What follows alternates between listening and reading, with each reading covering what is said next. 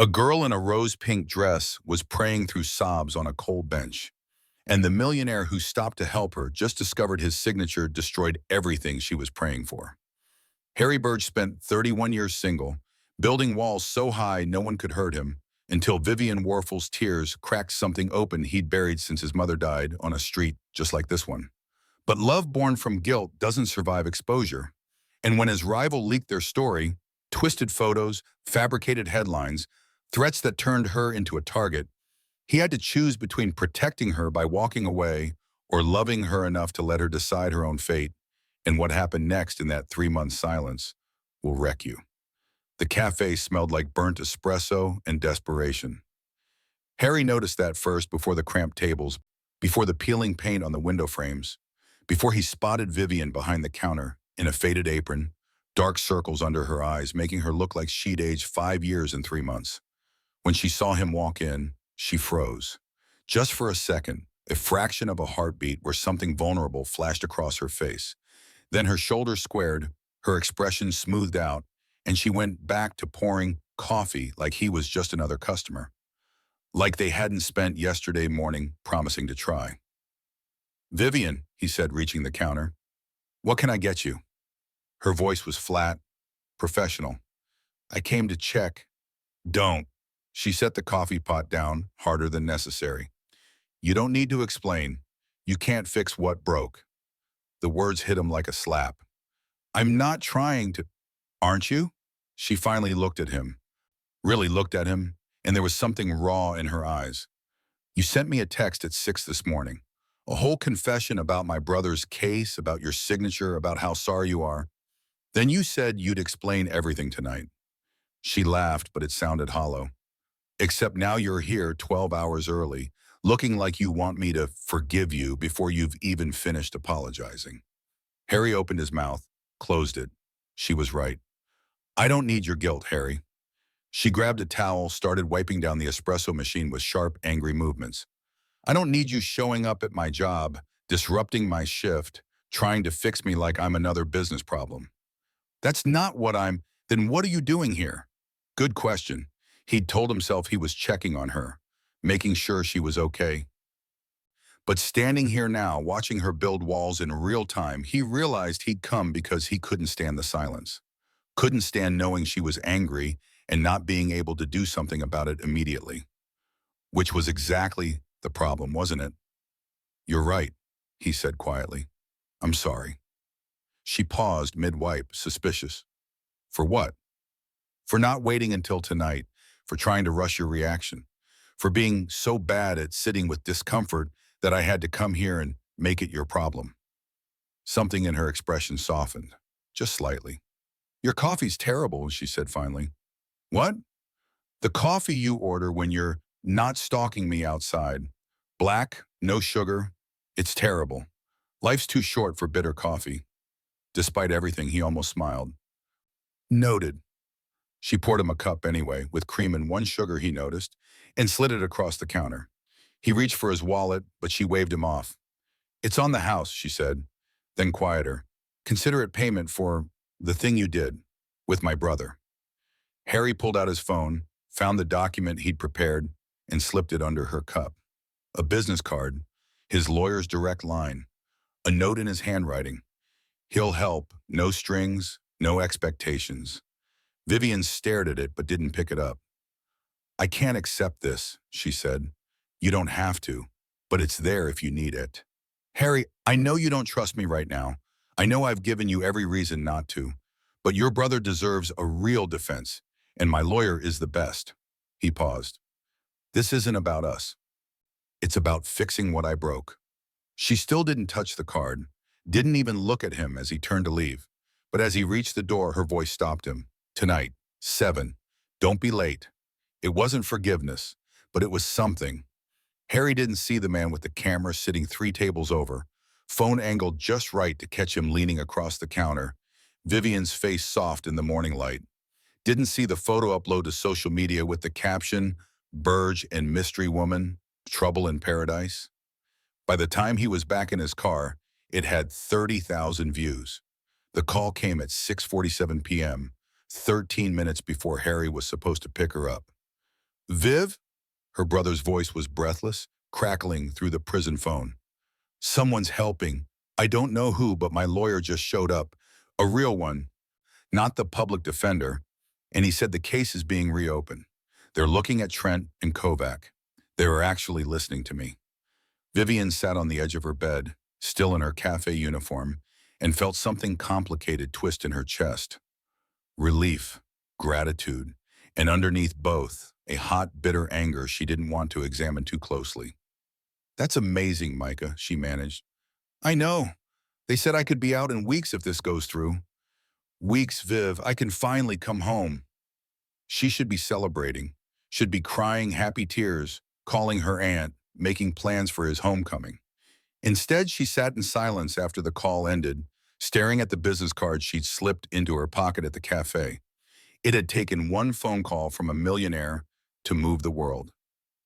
One signature from Harry Burge to reopen an investigation that her lawyer, her tears, her pleas, had failed to budge in 8 months. She'd spent so long screaming into a system that didn't care. And now, because she'd sat on the right bench at the right time, because a powerful man had decided she mattered, now people listened. The unfairness of it made her want to break something. When Harry texted, "On my way, still okay?" she almost canceled. But then she thought about Micah's voice, about the chance he was finally getting, about how much she'd prayed for this exact outcome, even if the method felt wrong. "Still okay," she typed back. Then she stood up, changed into the rose-pink dress, and tried to figure out how to feel grateful and furious at the same time. If you're feeling this tension between justice and privilege, drop a comment, because what happens next gets even more complicated. The dinner never happened. Harry was 3 blocks from Vivian's apartment when Inez called with the kind of news that makes your blood run cold. The photo from the cafe had gone viral. Worse, someone had leaked documents suggesting he'd manipulated the justice system for personal reasons. By the time he pulled up to her building, there were already 2 reporters waiting outside. He turned around without even texting her. Coward, he thought now, watching rain blur the windshield into abstract watercolor.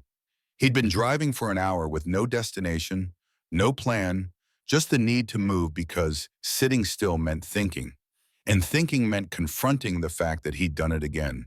Chosen distance over honesty, protection over presence. The radio crackled with static between stations, and for a second he heard it, his mother's voice. Not really, of course. Just his brain playing tricks, the way it had for 12 years. But the memory was sharp enough to taste, metallic, like blood, like rain. He'd been 19. The street had been wet that night too. November rain, the kind that soaks through expensive coats and cheap promises alike. His mother had been waiting for his father outside a restaurant, their anniversary dinner, because despite everything, she still believed in second chances. Harry had been the one to find her. She'd collapsed against a streetlight, clutching her chest, phone fallen into a puddle beside her. By the time the ambulance arrived, her lips were already blue. By the time they reached the hospital, she was already gone. His father showed up 3 hours later, smelling like perfume that wasn't hers. "I got held up," he'd said, and Harry had wanted to put his fist through the man's face, wanted to scream that being held up meant traffic, meant an accident, not a mistress and a bottle of wine. Instead, he'd stood there in his soaked clothes and made himself a promise. Never love anyone enough to lose control. Never give someone the power to destroy you by leaving. Never, never, never. Harry pulled over somewhere near the river. He wasn't even sure which part of the city he'd ended up in. The water was dark and choppy, reflecting nothing but its own turbulence. His phone rang. Inez again. "Tell me something good," he said, though he knew better than to hope. "We traced the leak, the documents about Micah's case being manipulated." Her voice was tight. "It came from inside your circle. Someone on the board." "Of course it did." "Who?" "Still working on it, but Harry, whoever it is, they're connected to Garrick Vale. This isn't random. He's building a case to paint you as corrupt, as someone who abuses power for personal gain." Harry laughed, but it came out bitter. "Isn't that what I did? Use my power to fix something for someone I care about?" "You righted a wrong," Inez corrected. There's a difference. Tell that to the headlines. He could hear her typing, probably already drafting damage control statements. What do you want me to do? Find out who leaked it. And Inez? He paused, watching rain create endless ripples on the river's surface. Check Vivian's safety. If Vale knows about her, if he's willing to go this far, already on it.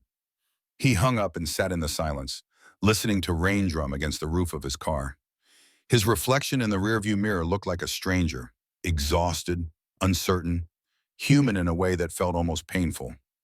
For 12 years, he'd built an empire on the principle that power meant control and control meant safety. He'd surrounded himself with steel and glass and quarterly reports, convinced that if he could just make himself untouchable enough, nothing could hurt him the way his mother's death had hurt. But here's the thing about making yourself untouchable. Eventually you realize you have also made yourself unreachable. And Vivian had reached him anyway. The girl on the bench with her rose-pink dress and her impossible hope had slipped past every defense he'd built. And now he was sitting in his car in the rain, feeling things he'd promised himself he'd never feel again. Vulnerable, exposed, terrified, human. He'd spent 31 years running from this feeling. Turned out it had been chasing him the whole time. By the time Harry made it home, it was past midnight. His penthouse was dark except for the city lights bleeding through floor-to-ceiling windows. He loosened his tie, poured himself a drink he wouldn't finish, and saw the message waiting on his private phone, the one only a handful of people had access to. Unknown number. 2 sentences. Weakness looks good on you. Let's see how long she survives it. No signature needed. He'd recognize Garrick Vale's style anywhere. Surgical, precise, designed to leave just enough ambiguity for plausible deniability while making the threat crystal clear. Harry set down his glass and walked to the window. Somewhere out there, Vivian was probably asleep, or maybe lying awake wondering why he'd stood her up. Somewhere out there, Vale was mobilizing his next move. And somewhere in the space between those two realities, Harry had to figure out how to protect one without losing the other. The war had just begun, and this time, he had something to lose. Vivian had always walked home alone. It was a 40-minute trek from the cafe to her apartment. Longer if she stopped at the corner store for instant noodles. Shorter if she cut through the park and ignored the signs warning against it after dark. Tonight, she took the main road because her feet hurt and her mind was too loud for shortcuts. Harry hadn't shown up to dinner, hadn't called, just sent a text 3 hours late. Something came up. I'm sorry. She'd typed and deleted 5 different responses before settling on, okay, because what else was there to say? The wind picked up, cutting through her coat. She pulled it tighter and kept walking. That's when she noticed the car. Black sedan, tinted windows, slowing down to match her pace. Her heartbeat kicked up. She walked faster. The car kept pace. Don't panic, she told herself. Lots of cars drive slowly. Lots of reasons why. The car stopped. 2 men got out. Panic clawed up her throat, sharp and metallic. She spun around, looking for somewhere to run, someone to scream to, but the street was empty, except for black SUVs cut across the lane, lights flashing, tires screeching. 3 of them, surrounding the sedan like a wall. Car doors flew open and men in dark suits emerged. Professional, coordinated, terrifying in their efficiency. One of them approached her. Miss Warfel, we're with Mr. Burgess' security detail. You're safe now. Safe. The word felt foreign in her mouth. The 2 men from the sedan were already being restrained, hands behind their backs, faces pressed against their car's hood. One of Harry's guards was on the phone, voice clipped and professional. Package secure. Sending plates now. Vivian stood there shaking, coat clutched in white-knuckled fists, trying to process what had just happened. We'll escort you home, the guard said. Not a question, a statement. She found herself knotted into the back of an SUV, leather seats soft and foreign, the door closing with the kind of solid thunk that cost more than her monthly rent. They drove in silence, professional and distant, until they pulled up outside her building. That's when she saw Harry's car. He was leaning against it, still in his suit from earlier, looking like he'd aged 10 years in 3 hours. When he saw her, relief and guilt warred across his face. Vivian, she got out of the SUV and walked straight up to him. Then she slapped him. Not hard, not really, but enough that his head turned, enough that the guards tensed, enough that she felt the sting in her palm match the burn in her eyes. Do you think you can buy my safety too? The words came out sharp, edged with something that felt like rage but tasted like fear. Is this what you do? Put guards on people without asking? Control their lives because you have the money and power to? Vivian, I didn't ask for this. Her voice cracked. I didn't ask for any of this. I just wanted to save my brother, and now I have men following me, and reporters taking photos. And you, she choked on the words, you stand me up for dinner and then send your private army to save me from problems I didn't even know I had. Harry took it all, didn't defend himself, didn't make excuses, just stood there and let her rage wash over him like he deserved it. When she finally ran out of words, breathing hard and furious, he spoke quietly. The people who hurt your brother worked for me. She blinked. What? The executives who framed Micah, Trent, and Kovac. His voice was steady but strained, like each word cost him something. They were on my board. I didn't know what they were doing, but I signed the acquisition anyway. I put my name on the contract that destroyed your family. The anger drained out of her, replaced by something colder. That makes it my sin, he continued. Not legally, maybe, but morally, I own it. So yes, I put guards on you without asking. Because my rival, the man who leaked those documents, who's trying to destroy me, knows about you now, and he doesn't play fair. Vivian felt tears coming and hated herself for it. Harry, I didn't know. He looked at her finally, and there was something raw in his eyes. But I should have. That's what makes it worse. I built an empire on caring about details, and I missed the one that mattered most. The tears came anyway, not from fear, though she'd been terrified, not from anger, though she was still furious, but from release, from hearing the one thing no one in power ever said. I was wrong. I don't know what to do with this, she whispered. Neither do I. They stood there on the sidewalk, the guards maintaining a respectful distance, the city humming around them. Vivian wanted to stay angry, wanted to tell him that saying sorry wasn't enough. That awareness of sin didn't absolve it. But she'd spent 8 months screaming at a system that never admitted fault. And here was Harry Burge, untouchable, powerful, perfect, taking responsibility for something he didn't even know he'd done. It was the confession that made everything worse. Because the more she saw his humanity, the guilt in his eyes, the shake in his hands, the careful way he stood like he was afraid she'd bolt, the more impossible it became not to care. And caring about Harry Burge, she was realizing, might be the most dangerous thing she'd ever done. Thank you, she said finally, for the guards, for being honest, for trying. He nodded, not quite smiling. Can I walk you up? No, she needed space, needed to think.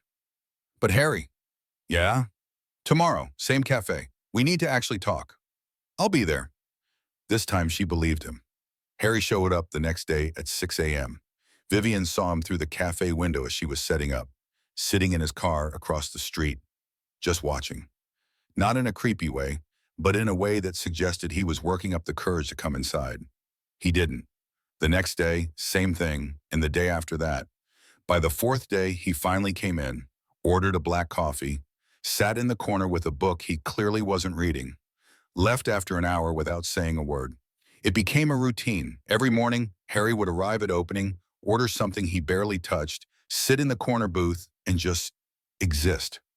Sometimes he read, sometimes he worked on his laptop. Sometimes he just stared out the window like he was searching for something he couldn't name. Vivian pretended not to notice, but she noticed everything. She noticed how he paid for other customers' drinks when he thought no one was looking, how he tipped so generously that her coworker Maya started calling him Mr. Monopoly Man, how he'd linger when the morning rush brought laughter and chaos, like he was trying to memorize what joy sounded like. She noticed he never tried to talk to her, never pushed, just showed up. Your stalker's back, Maya said one morning, nodding toward Harry's corner. He's not a stalker. Then what is he? Good question. 3 weeks into this strange ritual, Vivian broke first. It was early, before the morning crowd when the cafe was quiet except for the hiss of the espresso machine. Harry was in his usual spot, staring at his laptop screen with the kind of intensity that suggested he wasn't actually seeing it. She made 2 cappuccinos, his with cream and sugar, the way she'd learned he secretly preferred, and walked over. "Do you ever get tired of being perfect?" she asked, setting the cup in front of him. He looked up, surprised, then smiled, really smiled, for the first time since that morning in his office weeks ago. "Every day." She sat down across from him. "Then why do you keep trying?" "Because the alternative is being honest about how broken I am." He wrapped his hands around the cup. "And that's terrifying.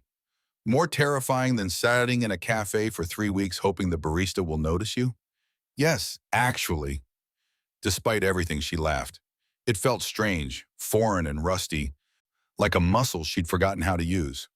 They talked for an hour, about nothing really, about her terrible apartment with the leaky faucet, about his absurd penthouse that echoed when he walked, about how they both hated small talk but somehow couldn't stop doing it. When her shift ended, he was waiting by his car. "Want to see something?" he asked. She should have said no, should have gone home, maintained distance, protected herself from whatever this was becoming. But there was something tentative in his voice, something that reminded her of the man on the bench who'd stopped to help a crying stranger. "Okay," she said. They drove in silence to a park overlooking the river. The city sprawled below them, all glass and steel in perpetual motion. Harry pulled out his phone, scrolled for a moment, then pressed play. A woman's voice filled the car, warm and slightly trembling, like she was trying not to cry. "Hi, honey, it's Mom. I know you're busy with the presentation, but I just wanted to say, I'm proud of you. So proud. Just remember, don't stay cold, Harry. Even frost melts if it's held. Love you." The message ended. Silence pressed back in. "She left that the day before she died," Harry said quietly. "I was supposed to meet her for dinner. Got held up at work. By the time I remembered." His jaw tightened. "I never got to tell her I loved her back." Vivian felt tears burning behind her eyes. "Harry." She was right, though. He was staring out at the water, not looking at her. About staying cold. About needing to be held. I didn't know how to let anyone close enough to do it. And now I'm sitting in my car playing old voicemails for a woman who has every reason to hate me." He finally turned to face her. "Because apparently I'm terrible at staying away from you." Their hands were resting on the console between them, close enough to touch, not quite touching. Vivian looked out the window, blinking back tears. "She was right," she whispered. "Your mom. About the frost." His phone rang before either of them could move. Harry answered, and she watched his expression shift from vulnerable to stone. "When?" he demanded. "How is that possible? We cleared—" He closed his eyes.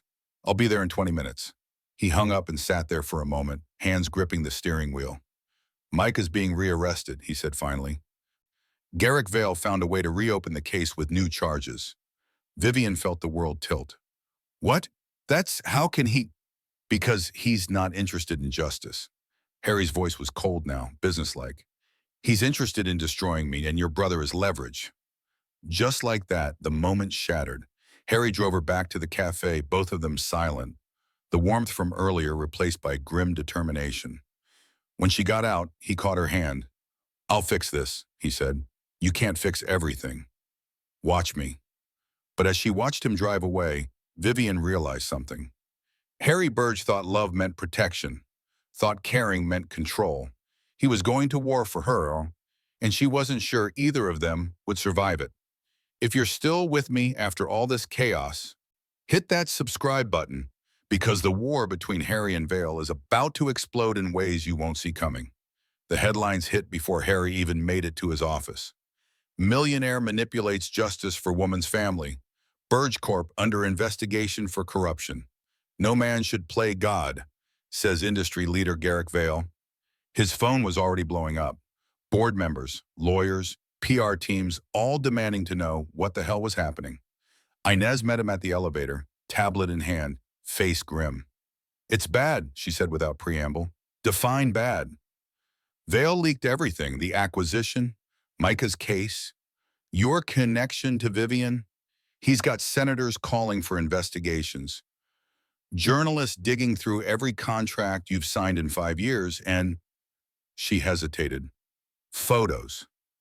What photos? She turned her tablet around.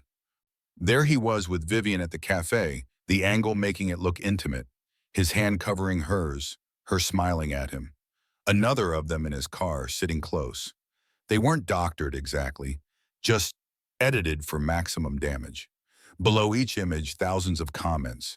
Rich man thinks he can buy justice. She's clearly using him. He's clearly using her. This is why we need to eat the rich. Harry felt something cold settle in his chest. Damage control? He asked.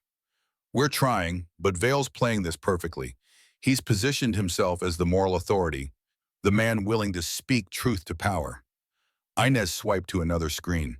He did a live interview an hour ago. She pressed play. Garrick Vale appeared, silver-haired, distinguished, wearing the kind of concerned expression politicians practiced in mirrors. Look, I have nothing but respect for Harry Burge's business acumen. But when personal relationships begin to influence legal proceedings, when one man's feelings can reopen closed cases and destroy lives, well, that's not justice. That's tyranny in an expensive suit. The interviewer leaned forward. Are you saying Mr. Burge should be investigated?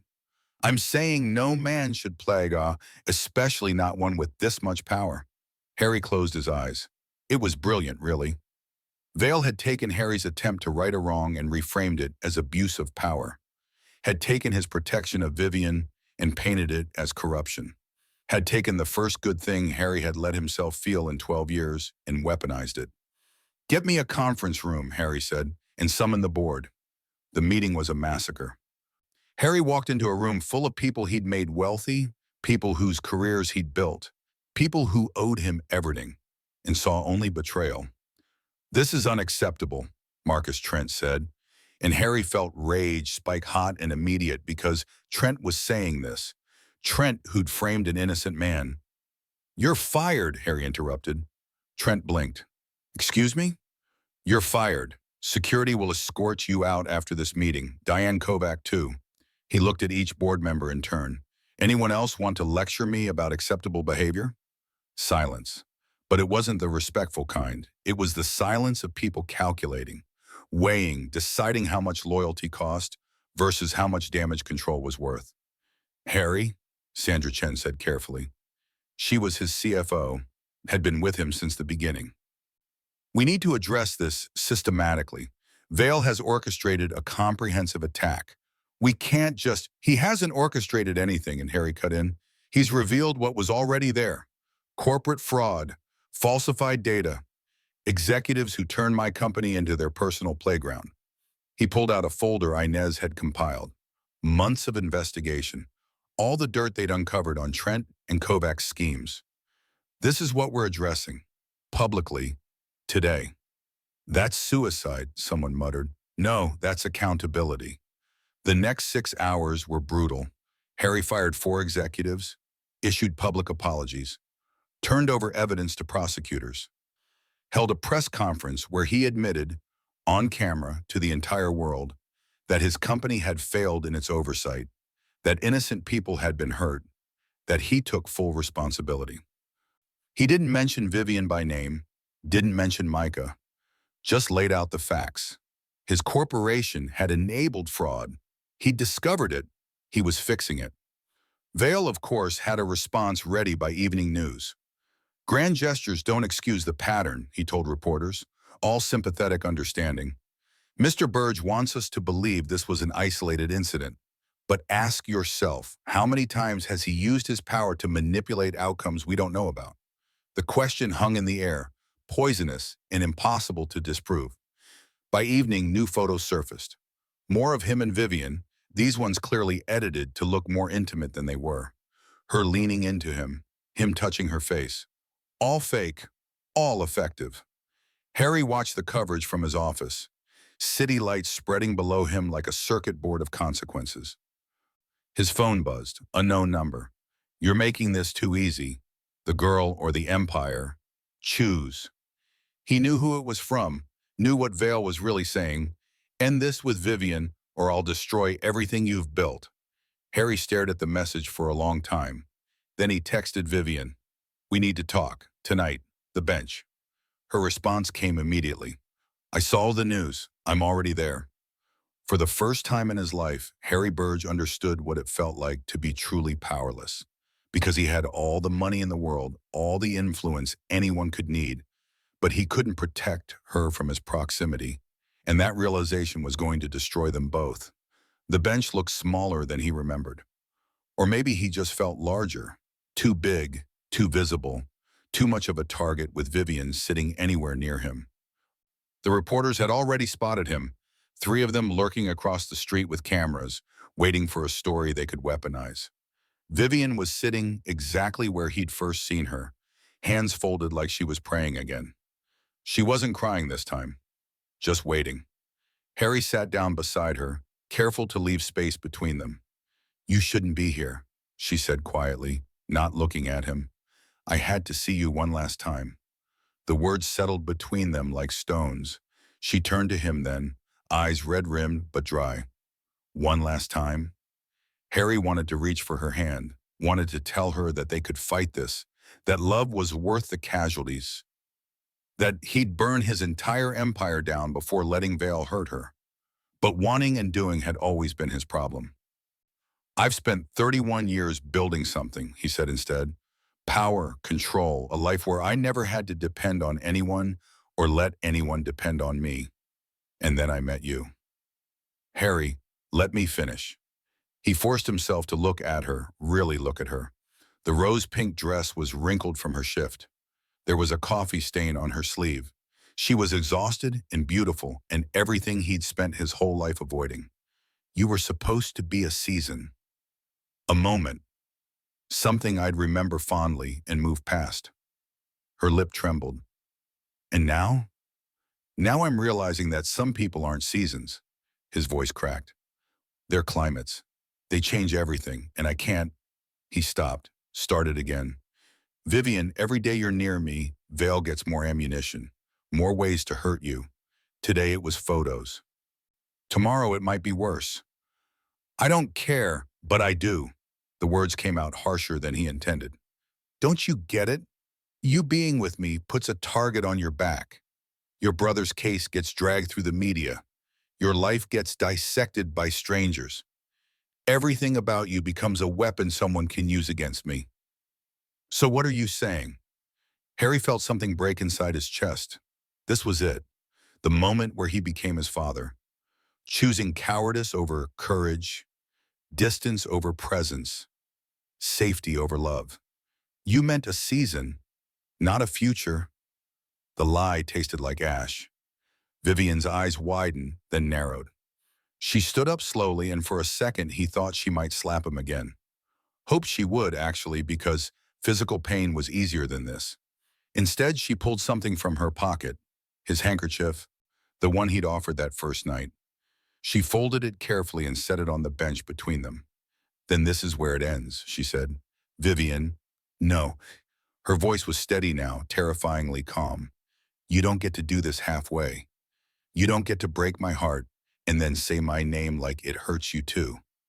It does. Then you should have fought harder. She walked away and Harry watched her go, shoulders straight, head high, every step deliberate. The reporters scrambled to follow her, cameras flashing, questions shouted that she ignored with the kind of dignity he'd never deserved from her. When she was out of sight, Harry finally allowed the mask to fall. His hands were shaking, actually shaking, something that hadn't happened since he was 19 and watching them wheel his mother's body away. He'd spent 12 years making himself untouchable, unshakable, unmovable, and 5 minutes with Vivian Warfel had undone it all. He picked up the handkerchief she'd left behind. It smelled like coffee and something floral, her shampoo maybe. He pressed it to his face and felt something hot and shameful burning behind his eyes. He'd never been more powerful. Net worth in the billions, companies on 3 continents, influence that could move markets and change lives. And he'd never felt smaller. The worst part? He knew this was the right choice. knew that loving her meant leaving her, knew that the only way to keep her safe from Garrick Vale was to make her not worth targeting. But knowledge didn't make it hurt less. A text buzzed his phone. Vale, of course. Smart man. Now we can both move on. Harry deleted it without responding. Then he sat on that bench, the same one where this had all started, where he'd seen a girl crying and made the catastrophic mistake of caring, and let himself feel the full weight of what he'd just done. By tomorrow, he'd rebuild his walls. By next week, he'd be back to the untouchable millionaire everyone expected. But tonight he was just a man who'd chosen safety over love and hated himself for it. 3 months felt like 3 years. Vivian had expected the world to keep spinning after that night on the bench, expected to hurt for a while, then heal, then move on the way people were supposed to after heartbreak. But the world hadn't forgotten about Harry Burge. Or more accurately, it hadn't forgotten about her. The media coverage eventually died down. New scandals, new stories, new powerful men doing damage they'd later apologize for. Harry's company restructured. Vale went quiet. Her brother Micah was finally released, charges dropped, apologies issued by people who'd never actually have to face consequences. Everything went back to normal. Except Vivian couldn't. She'd cut her hair, changed cafes, moved to a new apartment that didn't have Harry's security team discreetly monitoring the entrance. She dated someone briefly, a kind man who laughed easily and never made her feel like loving him was dangerous. She'd ended it after 3 weeks because he wasn't Harry, and pretending otherwise felt cruel to them both. So she'd settled into her new life, convinced herself she was fine, told Micah she didn't think about him anymore when he asked careful questions, pretended the rose-pink dress hanging in her closet didn't make her chest ache every time she saw it, until the envelope arrived. It was a Tuesday morning, unremarkable except for the cream-colored paper in her mailbox. Her name was written in handwriting as she'd memorized 3 months ago, clean, precise, achingly familiar. She almost threw it away unopened. Instead, she sat on her apartment steps and read, "Vivian, I've started this letter 37 times. Each version tries to explain, justify, or excuse what I did. None of them are honest. The truth is, I was terrified.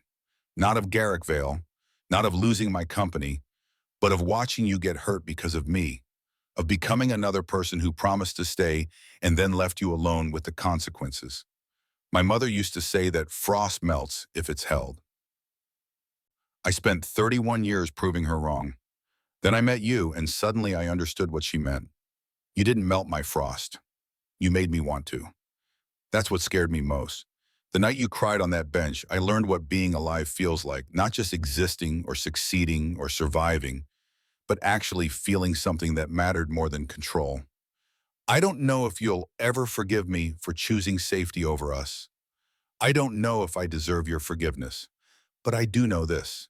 If I ever find you again, I'll make sure you never cry alone. The bench, sunset, if you want to find me too."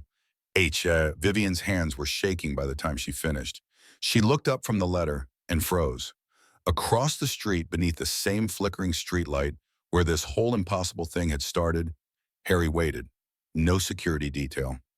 No expensive suit. Just jeans and a t-shirt in the kind of vulnerability she'd only seen once before, that night in his car when he'd played his mother's voicemail. He saw her seeing him and smiled. Not the careful, controlled expression he wore in boardrooms, but something tentative and real and hopeful. Vivian stood slowly, the letter clutched in one hand, her heart doing something complicated in her chest. She should walk away, should protect herself from another round of this, should remember that powerful men don't change, that love built on guilt never survives, that she'd promised herself she wouldn't be someone who kept giving chances to people who didn't earn them. But she crossed the street anyway. Harry watched her approach, and she could see him barely breathing, like he was afraid any movement might shatter whatever spell had brought her here. "Do you still pray?" he asked when she was close enough to hear. The question hit her sideways. She'd been expecting apologies or explanations or some grand romantic gesture. Not this. "Only for love that stays," she said, and felt tears welling up despite herself. "I can't promise perfect," Harry said. "I can't promise easy. My life is still complicated, And Vale is still out there, and I'm still figuring out how to be someone who doesn't run when things get hard. Then why are you here? Because 3 months ago, I chose fear over you. And every day since has felt like a mistake I keep making on repeat. He took a step closer, close enough that she could see the shadows under his eyes, the way his hands were shaking just slightly. I don't want to be afraid anymore. Vivian thought about the last 3 months, the dates that felt hollow, the nights she'd stood by her window looking for black SUVs that were no longer there. The way her brother kept asking if she was okay in that careful voice that meant he knew she wasn't. She thought about Harry's letter, 37 attempts to be honest. She thought about his mother's voice trembling through car speakers. Even frost melts if it's held. I was so angry at you, she said. I know. You broke my heart because you thought you knew better than me what I could handle. I know. That's not okay. I know. She looked at him, really looked at him. He looked smaller somehow without his armor, more human, more breakable, more real. If we do this again, she said slowly, no more unilateral decisions. No more protecting me from myself. We're partners or we're nothing. Partners, Harry agreed immediately. And you have to actually talk to me when you're scared. Not disappear, not make martyr decisions. Actually use your words like a grown-up. I can do that. Or, he paused, I can learn to do that with help. And if Vale comes after us again, then we handle it together. He reached out, tentative, offering his hand. No more running, no more choosing fear, just us, figuring it out as we go. Vivian stared at his hand for a long moment. This was the choice, she realized. Not whether to forgive him, she'd already started that impossible process the moment she'd read his letter, but whether to believe that people could actually change. That love could be more than just wanting someone. It could be choosing them daily, imperfectly, despite everything. She took his hand. His fingers closed around hers, warm and solid and shaking just slightly. The streetlight above them flickered once, then steadied, glowing warm in the October evening. The city moved around them, cars passing, people walking home from work, the world spinning on indifferent to two people standing on a corner, choosing hope over history. I missed you, Harry said quietly. I know. Vivian squeezed his hand. I missed you too. They stood there for a while, just holding on, not quite ready to move yet.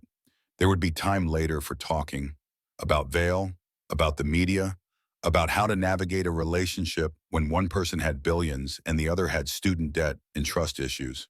But right now, in this moment, they had something simpler, a second chance, a streetlight that had finally stopped flickering, and the willingness to stay even when staying felt impossible.